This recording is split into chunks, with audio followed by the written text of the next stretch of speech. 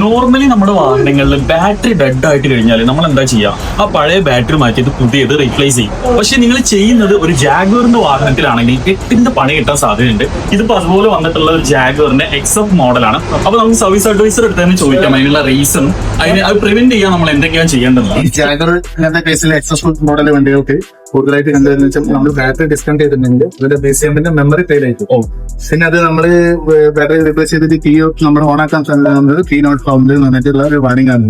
പിന്നെ അത് നമ്മൾ ചെയ്യണമെങ്കിൽ അത് BCM കോൺഫിഗർ ചെയ്യേണ്ടി വരും, അല്ലെങ്കിൽ അത് സ്റ്റാർട്ട് ആകും. BCM കോൺഫിഗർ ചെയ്തിട്ട് വേണം അത് ചെയ്യുന്നത്. കേസ് BCM കോൺഫിഗറേഷനിൽ നമുക്ക് അത് കിട്ടിയിട്ടില്ലെങ്കിൽ ചിലപ്പോൾ BCM റീപ്ലേസിലേക്ക് തന്നെ ചെയ്യേണ്ടി. ഇത് ബാറ്ററി മാറ്റുന്ന സമയത്ത് മാത്രമല്ല, ഈ സർവീസിന്റെ കേസിൽ എന്തെങ്കിലും കേസിൽ ടെർമിനൽ അയച്ചു ചെയ്യുന്നെങ്കിൽ ഈ ഇഷ്യൂസ് പോകും. ഇതിന്റെ ശരിക്കും പ്രോപ്പർ വേ ഉണ്ടാവും. നമ്മൾ ബാറ്ററി റിമൂവ് ചെയ്യുന്നതിന് ബാറ്ററി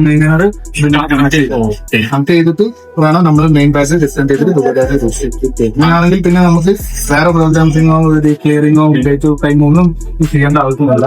ശരിക്കും എല്ലാ വണ്ടികൾക്കും ശരിക്കും മാത്രമല്ല നമ്മൾ നോർമലി നമ്മൾ അങ്ങനെ തന്നെ വെച്ചാൽ മതി. കാരണം എക്സ്പെൻസ് അവിടെ കൊടുത്തിട്ട് വേണം നമ്മൾ ചില സോഫ്റ്റ്വെയറിന്റെ എററും കാര്യങ്ങളും ഇൻഫർട്ടേഴ്സും ഒക്കെ വരാതെ അപ്പൊ ഇത് നിങ്ങൾക്ക് ഒരു പുതിയ അറിവാണെന്ന് വിചാരിക്കുന്നു. അപ്പൊ ഇതുപോലുള്ള ഓട്ടോമൊബൈൽ റിലേറ്റഡ് കണ്ടന്റുകൾക്കായിട്ട് സുരേഷ് ഐസ് ഇപ്പൊ തന്നെ ഫോളോ ചെയ്യാം. അപ്പൊ ഇനി നിങ്ങൾക്ക് എന്തെങ്കിലും ഇൻഫർമേഷൻ വേണം വെഹിക്കിൾ റിലേറ്റഡ് ആയിട്ടെന്നുണ്ടെങ്കിൽ ജസ്റ്റ് ഒന്ന് കമന്റ് ചെയ്താൽ മതി.